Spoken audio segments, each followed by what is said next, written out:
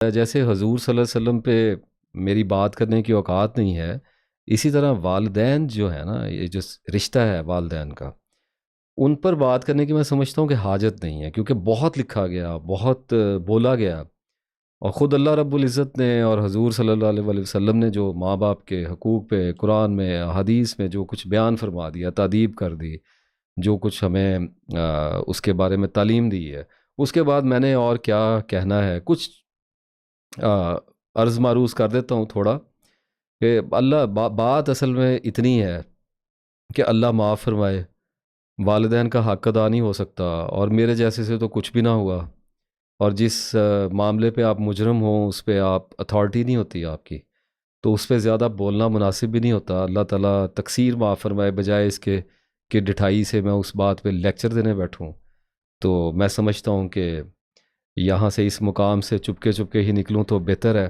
اللہ تعالیٰ خطائیں ہی خطائیں ہیں، کوتاہیاں کوتاہیاں ہیں، اللہ تعالیٰ خطاؤں کو اور جاہلیت میں کی گئی نادانیوں کو معاف فرمائے، اور جن کے والدین زندہ ہیں ان کو خدمت کرنے کی توفیق عطا فرمائے۔ کئی طرح کی خدمت ہوتی ہے، کچھ پاؤں دبا کے کر لیتے ہیں، جپھیاں ڈال کے کر لیتے ہیں، ماں باپ کے ساتھ ایموشنلی کنیکٹ ہوتے ہیں کچھ بچے ایموشنلی کنیکٹ نہیں ہو پائے ہوتے کسی بھی وجہ سے، میں آگے ڈسکس کرتا ہوں اس چیز کو، وہ انٹلیکچولی کنیکٹ ہو جاتے ہیں، عقل کی بنیاد پہ کچھ خدمت کرنے کی کوشش کرتے ہیں، اور حق دونوں بچے ادا نہیں کر سکتے۔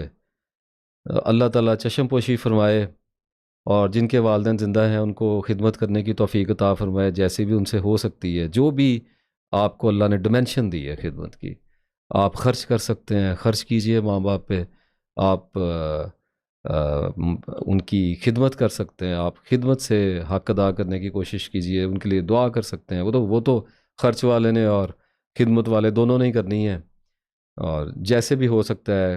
اور جن کے والدین اس دنیا سے چلے گئے، میری ماں سمیت، اللہ تعالیٰ ان کی مغفرت فرمائے، اللہ تعالیٰ ان کے درجات بلند فرمائے، آمین۔ اور یہ کچھ کالیں آئیں اوپر نیچے، آ، اصل میں جس موضوع پہ میں نے بولنا ہوتا ہے نا، اس پہ کچھ خیال بھی آنے شروع ہو جاتے ہیں، پھر اللہ تعالیٰ مدد بھی کرتا ہے، کچھ لوگ بھی رابطہ ایسا کر لیتے ہیں، تو اللہ تعالیٰ غیب سے اسباب ظاہر فرما دیا کرتا ہے، جیسے آپ کے کرتا ہے ویسے ہی میرے بھی کر دیتا ہے۔ تو کچھ والدین کے ساتھ جنریشن گیپ کا بھی مسئلہ چلتا ہے، آج کل تو کم ہے اب، جو لوگ پرانے ہیں، میرے جیسی ایج میں ہیں، 30s کے بعد کی ایج میں، ان کے ساتھ جنریشن گیپ کے بڑے مسائل چلے، اور کچھ لوگ کر لیتے ہیں رابطہ کہ جی والد نے ظلم کیا، والدہ کے ساتھ نہیں بنتی، والد نارسسٹ نکل آئے، بائی پولر نکل آئے، شیزوفرینک نکل آئے، جذباتی نکل آئے، غصے کے تیز نکل آئے، ہمارا حق نہیں دیا، ہمیں اگنور کرتے رہے، والدہ نے ہمارے ساتھ کنیکشن نہیں بنایا، کسی ایک بچے کے ساتھ کنیکشن کم ہوا، کسی کو خدمت پہ لگائے رکھا، کسی کو کوئی کہتی ہے کہ مجھے ذلیل کرتے رہے، کوئی بچہ یہ کہتا ہے کہ جی میرے ساتھ میری مدد نہیں کی، مجھے چھوڑ دیا، میں اپنے اون پہ پلا، پتہ نہیں، مختلف بچوں کے مسائل ہو جاتے ہیں ماں باپ کے ساتھ، اور تو ان بچوں سے بچے تو نہیں رہ گئے اب، بہرحال ابھی بھی کچھ نہ کچھ تو ایسے ینگ جنریشن بھی ہوگی جن کے ساتھ یہ مسائل چلتے ہیں، ہٹیں گے ختم تو نہیں ہوں گے یہ مسائل، تو جن کو لگتا ہے کہ ان کے ماں باپ نے ان کے ساتھ کوئی زیادتی کی ہے، کوئی ظلم کیا ہوا ہے، یا ان کے ساتھ ان کا رابطہ نہیں، تو دیکھیں میں یہاں پہ عرض کر دوں، نہیں بنا والدین سے کنیکشن نہ صحیح، اس میں رونے پیٹنے کی اتنی کوئی ضرورت نہیں ہے، بن جائے تو بہت اچھا، بڑی عافیت ہوتی ہے، بڑی گھنی چھاؤں ہوتی ہے، والدین میں سے کسی ایک سے بھی کنیکشن ہو جائے، دو سے ہو جائے تو پھر تو کمال ہے، ٹراما بہت زیادہ ریکور ہوتا ہے، لیکن بلٹ ہی نہیں ہوتا، بہت زیادہ تو بچت ہی ہو جاتی ہے، لیکن اگر کسی ایک سے نہیں ہے اور کسی دوسرے سے ہو گیا تو پھر بھی میں سمجھتا ہوں کہ اولاد کی بڑی بچت ہو جاتی ہے، لیکن فرض کیجئے اگر نہیں بن سکا، کنیکشن نہیں بن سکا، آپ اپنے والدین کے ساتھ شیئر نہیں کر سکتے، غصے کے تیز ہیں، آپ کو ڈر لگتا ہے ان سے، آپ ہچکچاتے ہیں، آپ کو گھر میں دباؤ کا سامنا ہوتا ہے، کئی طرح کے معاملات چلتے رہتے ہیں، تو اس میں کوئی پریشانی والی بات تو نہیں ہے، ماں باپ تو کسی بھی طرح کے ہو سکتے ہیں، ہم نے ان کو چوائس تو کیا نہیں ہے، اس پہ میں آگے جا کے تھوڑی سی بات کروں گا، لیکن ابھی میں جنریشن گیپ کو تھوڑا سا بیان کر رہا ہوں کہ اگر آپ بڑے ہو گئے ہیں، اگر آپ کو کھانا کھلا دیا گیا، کپڑے پہنا دیے گئے، آپ کو رات کو سونے کے لیے چھت دے دی گئی، اور پھر کچھ حقوق آپ کے ادا نہ کیے جا سکے، اور یا یہ بھی کہہ لیجئے کہ نہیں کیے گئے، اور پھر ہم کچھ ایک قدم آگے بڑھ کے یہ کہتے ہیں کہ کچھ آپ کے حقوق میں ظلم بھی کیا گیا اور آپ کو نظر انداز بھی کیا گیا، زیادتی بھی آپ کے ساتھ ہو گئی ہے، تو اس میں اتنا مظلوم بننے کی ضرورت نہیں ہے۔ ماں باپ کا اولاد پہ حق ہے، اور یہ حق بلا وجہ کا نہیں ہے، انہوں نے پیدا کیا ہے، اور اس کا ایک مطلب ہے، اس کا مطلب ہے کہ وہ جو چاہے کریں ہمارے ساتھ۔ دکھ تو ہوتا ہے، میں پرفیکشن کی بات نہیں کر رہا، لوگ میری بات کو پرفیکشن میں بڑھا لے جاتے ہیں، اس کو تھوڑا میں سارٹ آؤٹ بھی کرتا ہوں تھوڑی سی چیز کو، کہ اگر آ، آپ اپنے آپ کو رکھ کے سوچئے کہ اللہ آپ کو اولاد دے، اور اگر آپ اس کو مارتے ہیں، نہیں مارنا چاہیے، میں تو سب سے پہلے تو بات یہی ہے کہ نہیں مارنا چاہیے، لیکن اگر آپ مارتے ہیں اور اگر آپ ان پہ پیسہ خرچ نہیں کرتے، کچھ بھی آپ کے اندر نفسیاتی مسائل بھی تو ہو سکتے ہیں۔ اگر ماں باپ بائی پولر ہو سکتے ہیں تو کیا اولاد بائی پولر ہو کے کسی اور کی ماں باپ نہیں بن سکتی کیا؟ اگر کچھ ایسے مسائل آپ کے ساتھ ہیں، اگر آپ کے اپنی بیوی کے ساتھ، یا عورتیں جو میری بات سن رہی ہیں، اگر آپ کے اپنے خامدوں کے ساتھ لڑائی جھگڑے ہیں اور آپ کے بچے اس میں پس رہے ہیں، تو کیا کل کو بچے آپ کو ڈنڈے ماریں، آپ کو بلانا بند کر دیں، آپ کو چھوڑ کے چلے جائیں، آپ کو اولڈ ہومز میں پھینک دیں، اور جسٹیفائی کریں کہ آپ نے بچپن میں ان کے ساتھ اچھا سلوک نہیں کیا، تو کیا آپ سمجھیں گے کہ یہ مناسب بات ہے، یہ اچھی بات ہے؟ نہیں۔ اس وقت جب آپ دلگیر ہوں گے، جب آپ کی آنکھوں میں نمی اترے گی، اور آپ آسمان کی طرف آنکھیں اٹھائیں گے اور اللہ سے فریاد کریں گے، تو آپ کیا کہیں گے اللہ کو؟ آپ اللہ کو یہ کہیں گے کہ میری اولاد نے میرے ساتھ یہ کیا ہے۔ آپ اللہ سے یہ کبھی بھی نہیں کہیں گے کہ یا اللہ میں نے اپنی اولاد کے ساتھ یہ کیا۔ یہ انسانوں کی ٹینڈنسی ہے، اس کو بڑے غور سے سمجھنا پڑتا ہے، اور اللہ نہیں مانتا۔ میں آپ کو ایک بات عرض کر دوں، ماں باپ کے مقابلے میں اللہ اولاد کی نہیں مانتا، یعنی کہ ماں باپ کے خلاف اللہ اولاد کی نہیں مانتا۔ یہ گریڈ کا مسئلہ ہے جی، یہ درجے کی بات ہے۔ وہ پہلے پیدا ہوئے اور انہوں نے آپ کو پیدا کیے، ختم ہوگی بات۔ آپ اپنی اولاد کے ساتھ جو مرضی کریں، اگر انہوں نے ٹراما دیا تو کوئی بات نہیں، آپ ان سے درگزر کریں، ان سے محبت کریں، اور اس ٹرامے کو روک لیں، اپنی اولاد میں اس کو شفٹ نہ کریں، اللہ آپ کو ریوارڈ دے دے گا۔ تو بڑی سادہ سی بات ہوتی ہے، مثال اس کی میں لے کے آؤں گا حضرت ابراہیم علیہ السلام کی، سیدنا ابراہیم علیہ السلام، کہ کیا تھا؟ خواب دیکھا، اور اللہ نے کہا خواب کو سچا کر دیا ابراہیم نے، اور چند باتوں سے اللہ تعالیٰ نے فرمایا ہم نے ابراہیم کو آزمایا، اسے مبتلا کیا، اور وہ ان میں سرخرو ہو گیا، کامیاب ہو گیا۔ ان میں سے ایک بات آپ سے عرض کرتا ہوں کہ کیا کہا حضرت اسماعیل علیہ السلام کو کہ میں دیکھتا ہوں کہ میں خواب میں تجھے ذبح کر رہا ہوں، تو کیا کہا بیٹے نے؟ اس وقت یا آج اگر کوئی بھی باپ خواب میں یہ دیکھے اور اپنے بیٹے سے جا کے یہ کہے کہ میں تمہیں ذبح کر رہا ہوں، اور میں نے خواب دیکھا اور مجھے ایسے لگتا ہے کہ یہ اللہ تعالیٰ کی طرف سے مجھے حکم آیا، بشارت ہوئی، تو کیا کہیں گے آپ اس آدمی کو؟ ذرا دل پہ ہاتھ رکھ کے بتائیں، کیا کہیں گے اس آدمی کو؟ آج ایک آدمی آپ کو ملتا ہے، یا آپ کو پتہ چلتا ہے کہ وہ اپنے بیٹے کے گلے پہ چھری چلانا چاہتا ہے، ایک خواب کی بنیاد پہ، نیک آدمی ہے، خواب کی بنیاد پہ چلانا چاہتا ہے، کیا کہے گی دنیا اس کو؟ لیکن کیا کہا حضرت اسماعیل علیہ السلام نے؟ کیا آپ مجھے ثابت قدم پائیں گے؟ آپ کو جو اللہ نے حکم دیا کر گزریے، تو ماں باپ ہیں، جو ان کا دل کرتا ہے ان کو کر گزرنے دیں۔ اب یہ آ گئی ہے بات پرفیکشن میں، رائٹ؟ تو حضرت اسماعیل کی بات ہے علیہ السلام کی، آپ کی میری بات تو ہے نہیں ہے، نچلے درجوں کے ہم لوگ ہیں۔ تو اس معاملے میں نیت کو درست کرنے کی کوشش کریں۔ The basic concept should be clear. آپ کو پتہ ہونا چاہیے کہ آپ کے ماں باپ ہیں، آپ کے ساتھ کوئی غلط بات کریں گے، کوئی زیادتی کریں گے، تو آپ کا انیشیل ریئیکشن جو ہوگا وہ آپ کے ٹراما کے اوپر ہی بیس کرتا ہوگا، اور وہ خطا آپ سے ہو جائے گی، اس کے بعد معافی مانگ لیا کریں، اور اپنے آپ کو آہستہ آہستہ اس موڈ میں لانے کی کوشش کریں کہ آپ کا سارا اپنے ماں باپ کے آگے جھکتا چلا جائے۔ کم از کم 15 سال ہو گئے مجھے پریکٹس کرتے ہوئے، اور اگر میں یہ کہوں کہ میرے اندر امپروومنٹ کتنی آئی، تو شاید 20%، 25%، 70% ابھی بھی میں جاہلیت کرتا ہوں ضد کر جاتا ہوں، بحث کر لیتا ہوں اپنے والد سے اور آرگیومنٹ لے کے آتا ہوں، اور اس کے بعد ہمیشہ مجھے احساس ہوتا ہے کہ میں غلط تھا، اور اس کی پریکٹس کرنے میں وقت لگتا ہے، رائٹ؟ اور پھر کچھ میں تو نالائق آدمی ہوں، میرے ساتھ بہت سے مسائل ہیں، I'm a slow learner۔ آپ میں سے تو بہت سے لوگ میرے جیسے نہیں ہوں گے، اور کچھ کو اللہ نے بخت ان کے بڑے نیک بنائے ہوتے ہیں، اور وہ ایسے مسائل میں سے گزرتے ہی نہیں ہیں۔ ان کو بھی چاہیے کہ وہ جن بچوں کو ایسے مسائل میں دیکھتے ہیں ان کو ماں باپ کی خدمت کی طرف، ان کی اطاعت کی طرف راغب کریں، اور جب آپ ایسا کرنا شروع کریں گے، اپنے ماں باپ کی باتوں کو برداشت کرنا شروع کریں، کبھی کبھی گریں گے اور واپس پلٹیں، اللہ سے معافی مانگیں، ماں باپ سے معافی مانگیں، اپنے مسائل کو حل کر لیں۔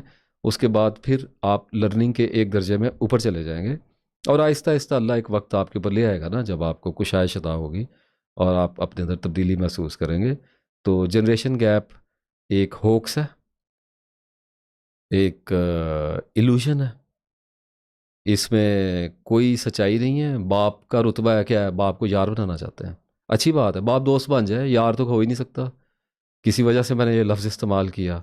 اگر تو باپ دوست بن جائے تو ٹھیک ہے، اور کبھی کبھی اگر باپ دوست بنے تو بیٹے سے ہضم بھی نہیں ہوتا، 90% بیٹوں سے تو یہ ڈائجسٹ ہی نہیں کیا جاتا، آوارہ ہو جاتے ہیں، بے خوف ہو جاتے ہیں، دلیر ہو جاتے ہیں، سرکشی پہ اترتے ہیں، اور یا تو باپ کو بھی لے ڈوبتے ہیں، خراب کر دیتے ہیں، یا باپ کو عاجز کر دیتے ہیں۔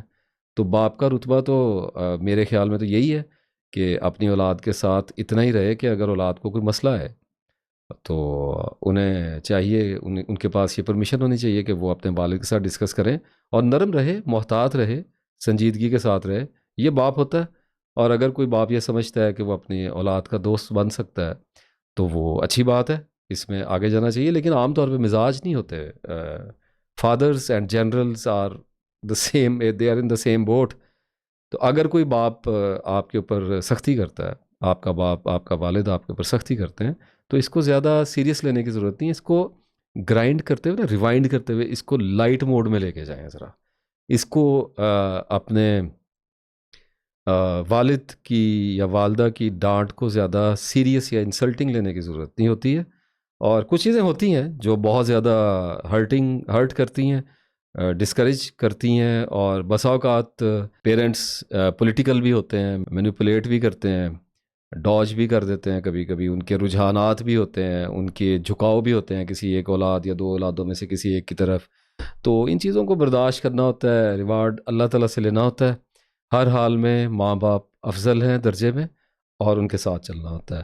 اس معاملے پہ کلوزنگ میں کروں گا، حضرت عبداللہ بن عباس رضی اللہ نے بہقی میں ایک حدیث روایت کی کہ رسول اللہ صلی اللہ علیہ وسلم نے ارشاد فرمایا، جو شخص اس حال میں صبح کرے کہ وہ اپنے والدین کا مطیع اور فرما بردار ہو، تو اس کے لیے جنت کے 2 دروازے کھول دیے جاتے ہیں، اور اگر والدین میں سے کوئی ایک حیات ہو اور وہ شخص اس کا مطیع ہو تو ایک دروازہ کھولا جاتا ہے، اور جو شخص اس حال میں صبح کرے کہ وہ اپنے والدین کا نافرمان ہے تو اس کے لیے صبح کے وقت جہنم کے 2 دروازے کھولے جاتے ہیں، اور اگر والدین میں سے کسی ایک کا نافرمان ہے تو ایک دروازہ کھولا جاتا ہے۔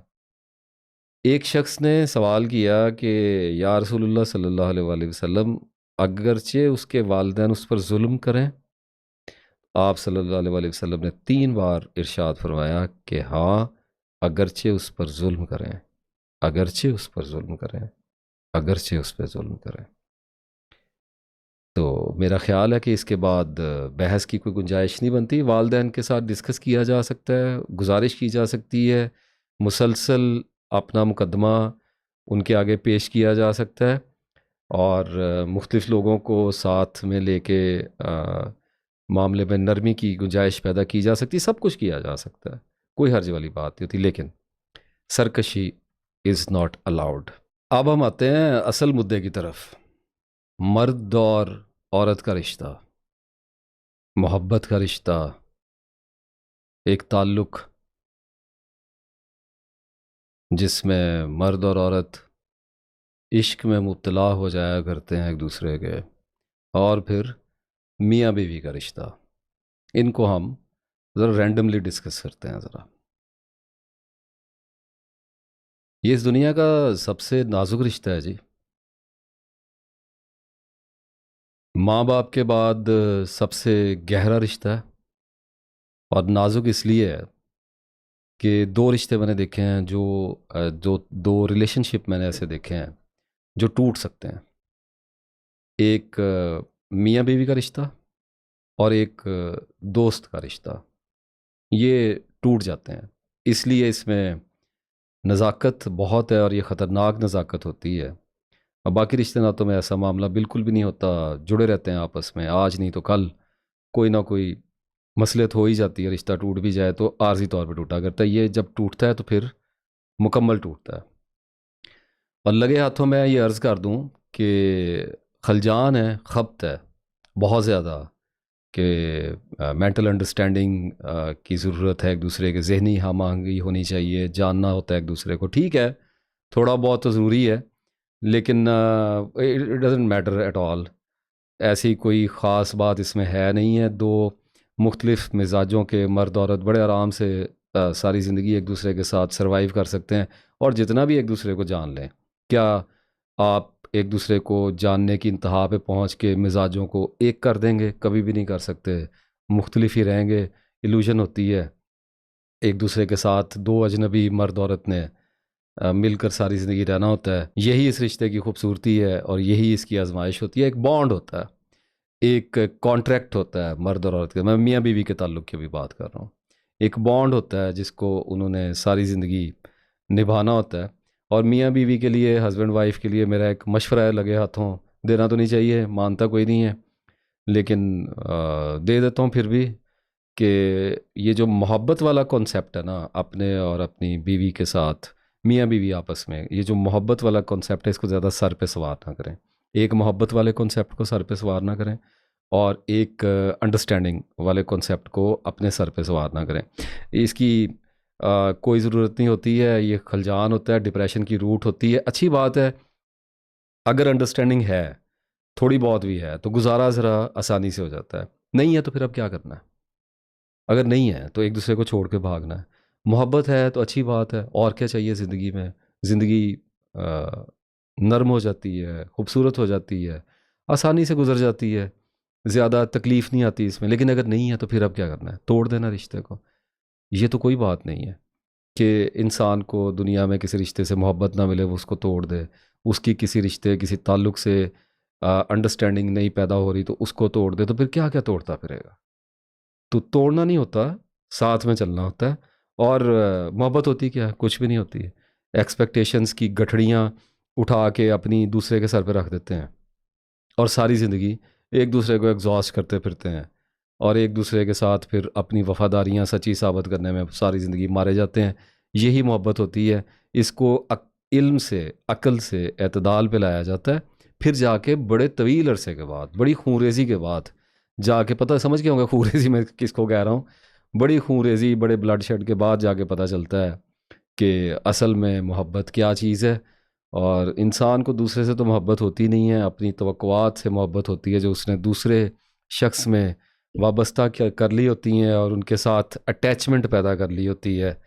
اور ان امیدوں اور توقعات کے پورا ہونے سے محبت پیدا ہوتی ہے، اور ان کے ٹوٹ جانے سے نفرت پیدا ہوا کرتی ہے. یہی کچھ ہے جو بیان کر دی ہے محبت کے اس لبالب بھرے ہوئے زہر کے پیالے میں. اس کے سوا کچھ نہیں ہے جو میں نے آپ کو ابھی بیان کر دیا ہے. یہی کچھ محبت ہوتی ہے. ایک انسان کی محبت میں اور ایک سگریٹ کی محبت میں کیا فرق ہے؟ ایڈکشن، صرف اور صرف ایڈکشن ہے، اور کچھ بھی نہیں ہے. ایک دوسرے کو ایگزاسٹ کرنا ہوتا ہے. دیکھیں، دو باتیں آپ کو اس میں سمجھانے کی کوشش کرتا ہوں. یہ میرے ہاتھ میں یہ تسبیح ہے، ٹھیک ہو گیا؟ ایک میرا یہ رخ ہے اور دوسرا میرا یہ رخ ہے. یہ اب آپ کو میں نے ایول اور گڈ جو ہیں وہ آمنے سامنے کر کے دکھا دی ہیں اپنے، رائٹ؟ یہی ہے انسان، خیر و شر کی کشمکش، اپنے ایول ورژن سے ہر وقت لڑتا ہوا، جھگڑتا ہوا. کیا ہے قرآن پاک میں فرمایا کہ جھگڑتا ہوا آئے گا اپنے ساتھی کے ساتھ. کون ساتھی ہے اس کا؟ یہی دکھا دیا آپ کو، اسی کے ساتھ جھگڑتا ہوا. زندگی میں بھی اسی جھگڑتا ہوا آیا. آخرت میں بھی اسے جھگڑتا ہوا آئے گا. یہی چیز ہوتی ہے، اس کے سوا انسان کچھ نہیں ہوتا. کبھی اسکرین پہ نظر آنے والے آدمی کو مقدس سمجھنے کی خطا نہ کھائیے گا. مجھے ایک بہت خوبصورت انسان نے ایک دفعہ ایک بات کی. اس نے کہا آپ جتنا بھی سچ بولیں لوگ آپ کو اور مقدس بناتے ہیں. میں نے کہا ٹھیک ہے بناتے رہیں، میں کیا کر سکتا ہوں.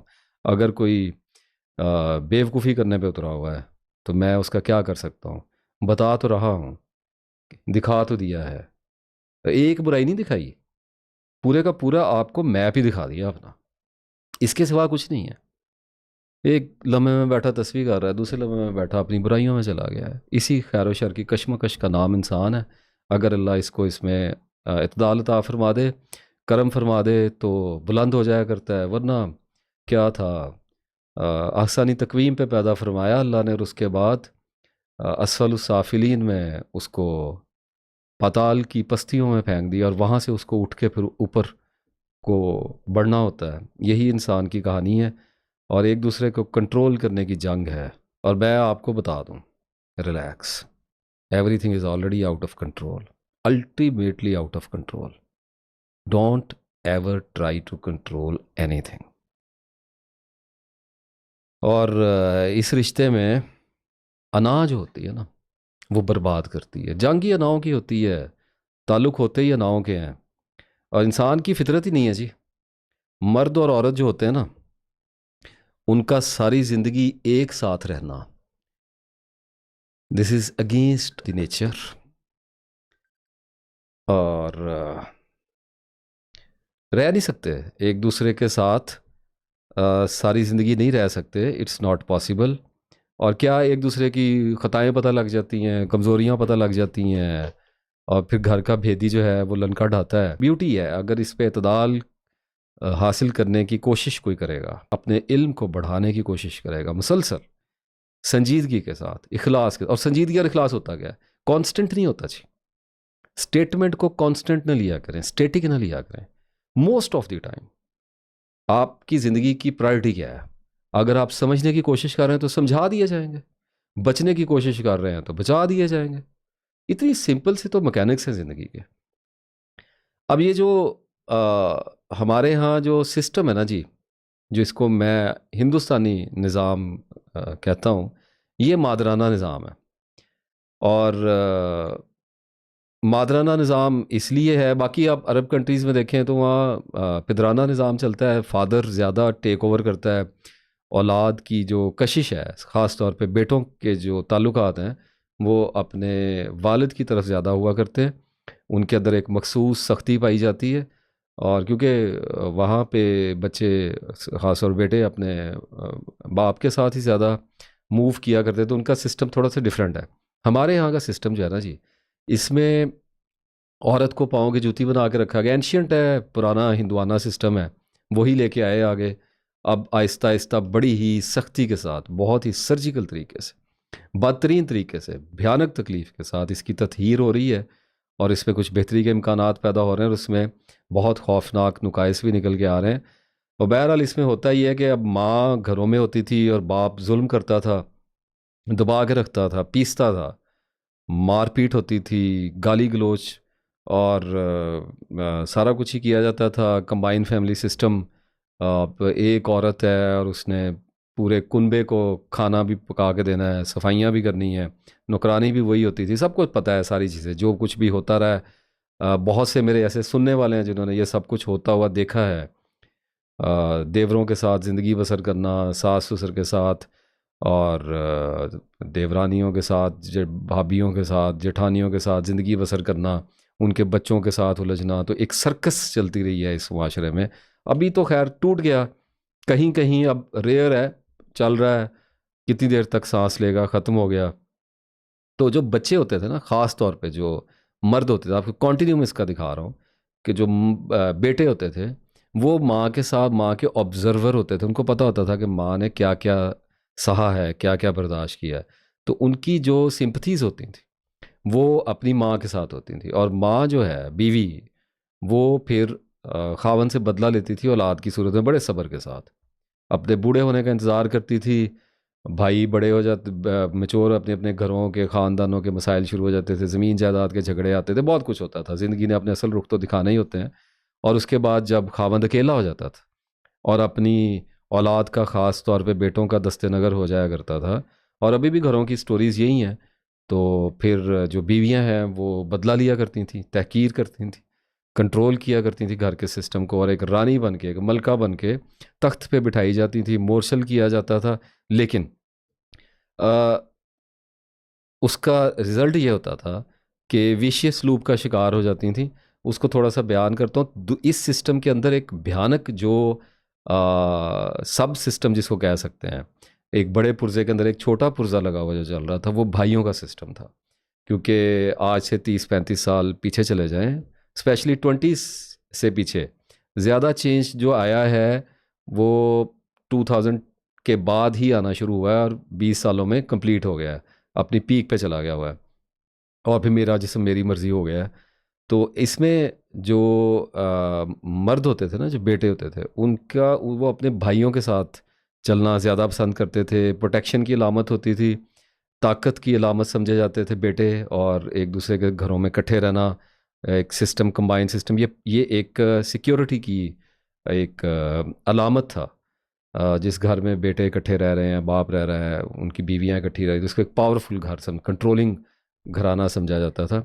اور اس میں سارا کچھ ہوتا رہا ہے، اور عورت پھر اپنے بچوں کو جب استعمال کرتی تھی بڑھاپے میں، باپ کو، خاوند کو ذلیل کراتی تھی اس کی اولاد کے ہاتھوں، تو یہاں تک تو مجھے پھر بھی انسان کا ری ایکشن سمجھ آیا تھا، لیکن جو سب سے بڑی مار شیطان عورت کو مارتا رہا ہے وہ یہ کہ یہی عورت بعد میں ساس بن کے اپنے بیٹوں کی آنے والی بیویوں کو، جو اس کی بہویں ہوتی تھیں، ان کے اوپر یہی سب کچھ ایکسرسائز کرتی تھی، کیونکہ ہم وہی دیتے ہیں جو ہمارے پاس ہوتا ہے، ہم وہی کچھ بولتے ہیں جو ہم نے سنا ہوتا ہے، دیکھا ہوتا ہے، پڑھا ہوتا ہے، ایکسپیرینس کیا ہوتا ہے۔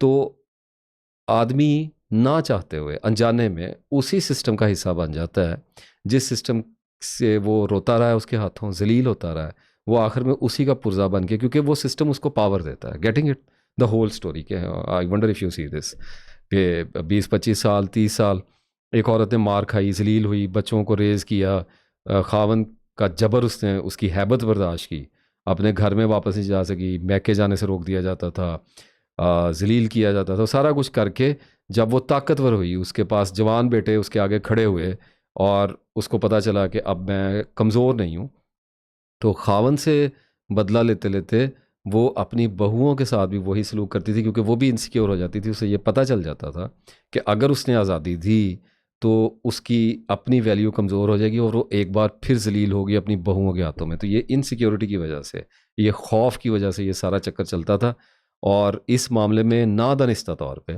عورت کی دشمن بنی ہوئی تھی، اور نہ چاہتے ہوئے انجانے میں وہ مرد کی شراکت دار ہو گئی تھی عورت پہ ظلم۔ میں نے یہ بدترین مثال دیکھی ہے کہ وہی عورت جس پہ مرد ظلم کر رہا ہے، وہ اگلی آنے والی عورتوں پہ ظلم کرنے میں مردوں کی پارٹنر بن جایا کرتی تھی۔ اور پھر اللہ نے خیر اس کو 20ویں صدی میں اس نظام کو پلٹ دیا، اور جہاں سب کچھ پلٹا وہاں پہ یہ بھی پلٹ گیا ہے۔ اب یہ ٹوٹا پھوٹا سا پڑا ہوا ہے ہمارے پاس، کچھ جگہوں پہ ایکسرسائز ہو رہا ہے، جہاں پہ ہو رہا ہے وہاں پہ عورتیں ریئیکٹ کر رہی ہیں، اور جہاں پہ نہیں ہے وہاں پہ تو بالکل ہی، چونکہ اعتدال ہم نے نہ پہلے کیا نہ اب کر پائے، اور عورتوں کا ری ایکشن ہمارے سامنے اب آ رہا ہے، اور بالکل درست ٹوٹا ہے کمبائن فیملی سسٹم۔ میں آپ کو یہ عرض کر دوں کہ یہ بالکل درست ٹوٹا ہے، اور یہ کہاں کا اسلام ہے کہ نامحرموں کے درمیان میں رہنا، دیوروں کے درمیان میں رہنا، یہ کہاں کا اسلام ہے کہ آپ ایک بڑے گھر میں 4 بھائی کمرے بنا کے ان میں شادیاں کر کر کے اپنی بیویوں کو لا رہے ہیں اور بچے پیدا کر رہے ہیں، اور سارا دن وہاں پہ آمد و رفت ہے، اور کھانے اکٹھے کھائے جا رہے ہیں، اور لڑائیاں سب کے سامنے ہو رہی ہیں، اور نامحرم کے ساتھ آپ کا اور سب کچھ ہی ہوتا رہا ہے۔ اس کے بارے میں ایک سائیڈ ایفیکٹ آگے جا کے بیان کروں گا، وہ بہت زیادہ